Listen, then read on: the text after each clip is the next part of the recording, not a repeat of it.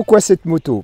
Eh ben, avant tout le côté exceptionnel et esthétique et rare de ce produit que j'ai connu grâce à Patrick Godet et Florent Pagny. C'est suite à un reportage et moi quand j'ai roulé au début des années 70-80, j'avais entendu parler des Vincent, mais les Vincent étaient inexistantes. J'en ai vu une au musée de Lunéville. Ça devait être un modèle rapide ou Black Shadow, mais c'est une marque pratiquement quasiment inconnue. Et j'ai roulé pendant des années, jusqu'au début des années 2000, où j'ai commencé à voir ce modèle. Vincent, c'est une marque anglaise de moto qui date du début du siècle. Au départ, c'était HRD. Après, il y a eu Vincent. Et en 1931, ils ont sorti le premier modèle bicylindre en V. C'était en 1931 et c'est un modèle qui faisait à peu près 45 chevaux de 1000 cm3. Et ensuite on a eu le modèle rapide qui était en 1936, qui était un modèle un peu plus perfectionné. Et en 1948 on a eu la première moto qui a dépassé les 200 km/h. C'était la Black Shadow, donc la Vincent HRD Black Shadow. C'est ce qui a fait sa réputation. C'est un modèle qui devait avoir dans les 55 chevaux à peu près. Et on a eu 31 modèles qui étaient destinés pour les courses, qui étaient la Black Lightning, et qui développait à peu près 70 chevaux. Voilà. Là-dessus, comme c'était des moteurs qui étaient performants, mais la partie cycle laissait un peu à désirer, parce qu'on avait un modèle avec cantilever, qui est un cadre avec cantilever, et c'est une partie cycle qui a été développée jusqu'à la fin de Vincent, c'était jusqu'en 1955, de 37 à 55. Et il y a Fritz Segli, qui était un préparateur suisse, qui faisait des courses de côte essentiellement, qui avait racheté plusieurs moteurs de Black Shadow à Vincent et qui a créé sa partie cycle. Une partie cycle qui a amélioré nettement les performances de la moto et avec lesquelles il y a eu un franc succès et puis des courses qui ont été remportées à plusieurs reprises. La particularité du cadre de Fritz Segli, c'est un cadre poutre qui est derrière le réservoir et dans lequel, bon, ça fait à peu près 100 mm de section, dans lequel on a l'huile du moteur. Donc ça c'est ce bouchon, ça c'est le bouchon du réservoir. Et le moteur est suspendu au cadre, il n'y a pas de double berceau en dessous. C'est un cadre le bras oscillant, tout ça c'est en tube Reynolds, c'est pas chromé, c'est nickelé. Et avec cette préparation, il a fait un réservoir, pour moi c'est un des plus beaux réservoirs au monde. C'est ce qui fait toute l'esthétique de la moto. Et là-dessus, Fritz Segli, il est né en 1937, donc il doit avoir 85 ans, il va avoir 85 ans au mois de juin. Et dans les années, au milieu des années 90, il a commencé à lever le pied parce qu'il préparait également des motos avec des moteurs de japonaises. Donc c'est pas limité uniquement à la Vincent, les préparations Egli.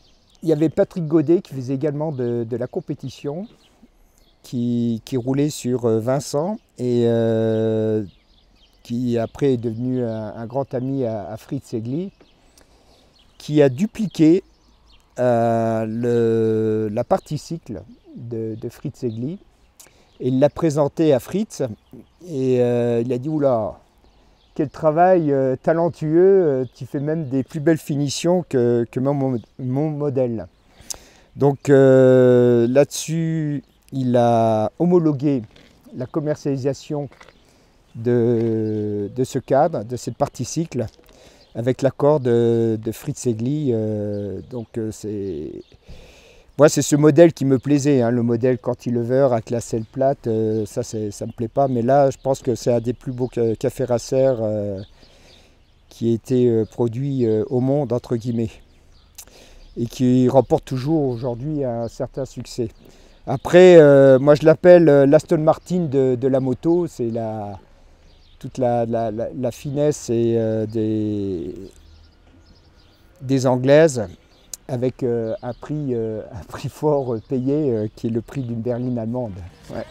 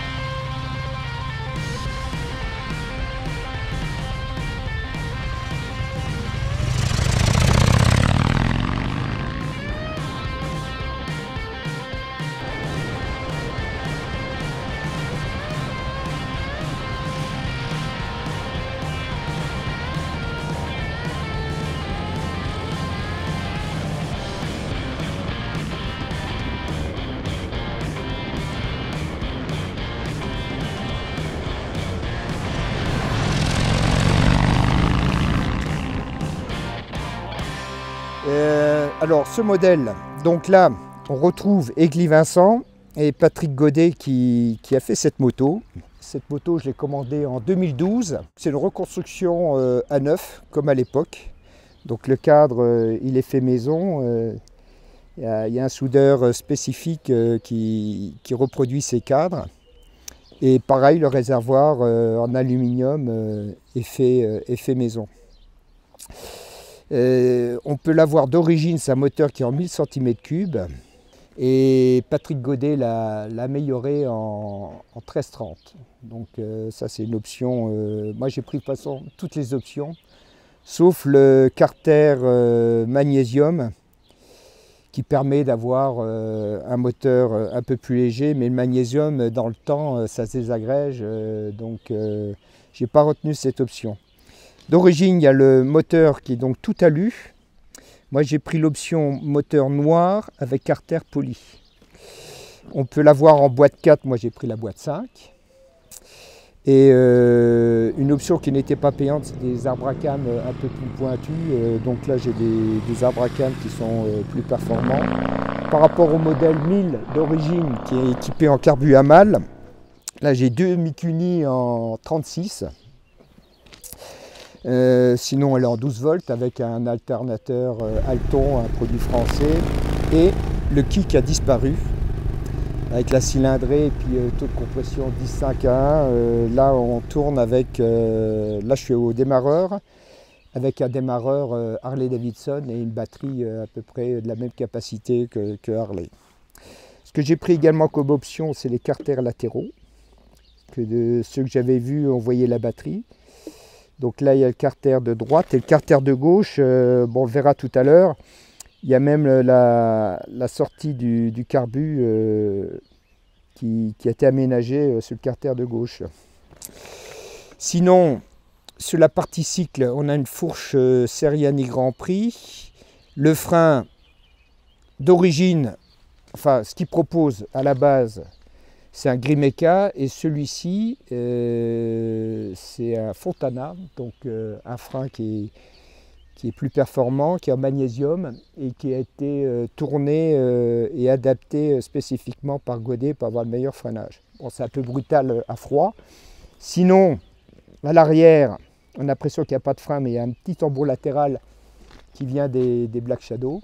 L'échappement, c'est un 2 en 1, ça c'est conception Godet. Et voilà quoi. On sait le monoplace, ça j'emmène personne. Et amortisseur arrière, c'est du Maxton. Roue avant de 19, roue arrière de 18. C'est des jantes Acron nervurées. Voilà. Il y a des petits détails qui sont intéressants, comme les gens ils sont toujours intrigués par cette manette.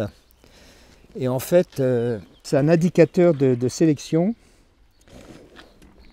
J'ai le sélecteur à droite, la première en haut. Hein. Oui. Donc là, ça bouge en passant les vitesses. Voilà. Là, je suis en seconde. Là, je suis au point mort.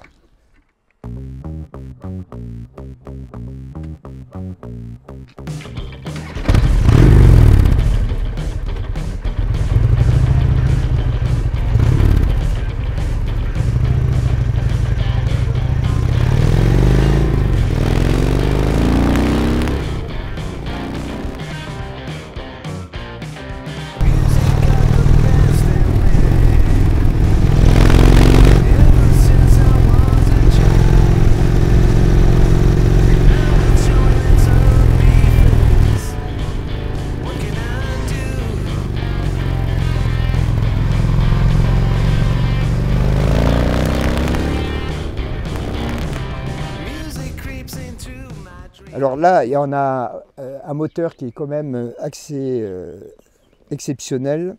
Et quand les gens me suivent, ils sont toujours assez surpris par les capacités d'accélération de la moto. Et tu es tout de suite à 200. Donc elle monte, je ne sais pas combien elle monte, mais elle doit monter facile à 220. Et tu y es très rapidement. J'ai eu l'occasion de faire des courses d'accélération au Run d'Or à Carole avec le Club Triton. Bon, c'est envoyé, hein.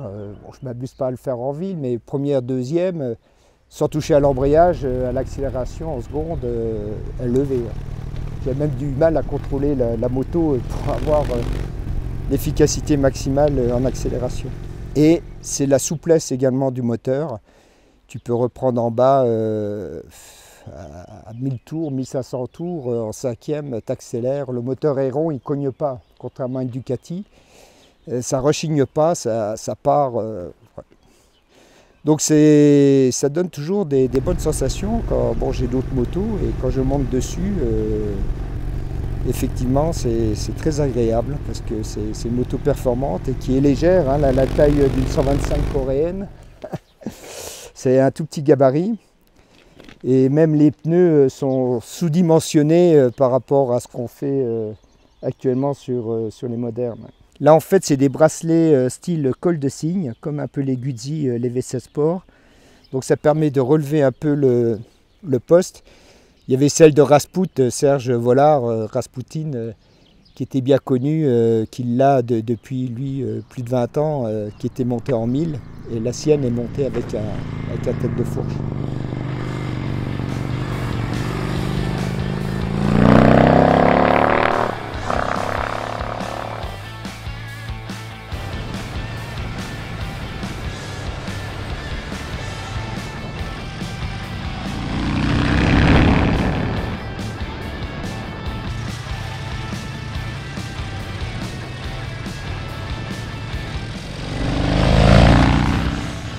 Après, tu enlèves le réservoir, la moto est moche. Hein. Tu as un cadre poutre ici, c'est pas tellement esthétique, mais la conception est efficace. Et moi je dirais, bon, le bloc c'est une cathédrale, hein. Le bloc de la Vincent est unique. Et le bloc moteur avec la boîte de vitesse et le réservoir, c'est ce qui font le charme de la moto. Et également le cadran Smith, je ne sais pas quoi, il doit faire 15 cm de diamètre avec le contour. Oh, je ne la remplacerai pas. Ça c'est... Il y a les Brooks supérieures qui sont très belles aussi, celles de Laurence d'Arabie, les SS100. Mais c'est des motos de collection qui n'auront jamais le tempérament de cette moto, qui n'auront pas non plus l'agrément. Mais en termes d'esthétique, je trouve que c'était une des plus belles motos au monde, la SS100. Mais bon, c'est dans les 400 000 euros, quoi. Ouais, en vente aux enchères. Et après, c'est très dur et très particulier à rouler, tu as l'avance manuelle, enfin bon, il y a tout Tout un bin, celle-ci elle est facile à rouler, hein. Il n'y a pas de souci. Hein. Démarreur, sélection précise.